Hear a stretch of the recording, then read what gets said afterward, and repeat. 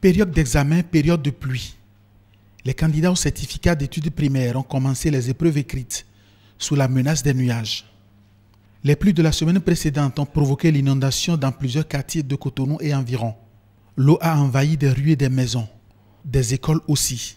Parmi ces écoles, des centres d'examen inondés à la veille du démarrage des épreuves. La situation a suscité des inquiétudes. Il y avait eu beaucoup d'inquiétudes. On a passé toute la journée d'hier avec le préfet, avec le directeur départemental de l'enseignement maternel et primaire, pour faire en sorte que, puisqu'il y avait eu des pluies, pour faire en sorte que les élèves composent dans de bonnes conditions.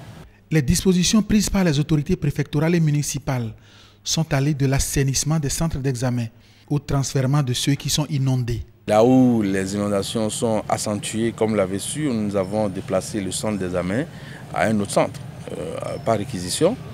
Les autres centres qui n'ont pas été transférés ont connu vraiment un coup de main, un toilettage. Dans les cas où les centres sont transférés, on craignait des flottements de début.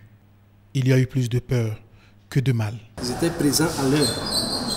Ça n'a pas causé tellement de grands problèmes où les enfants sont venus, se sont perdus. Non, on n'a enregistré aucun problème. Aucun problème enregistré, mais la veille continue jusqu'à la fin de tous les examens prévus dans l'année.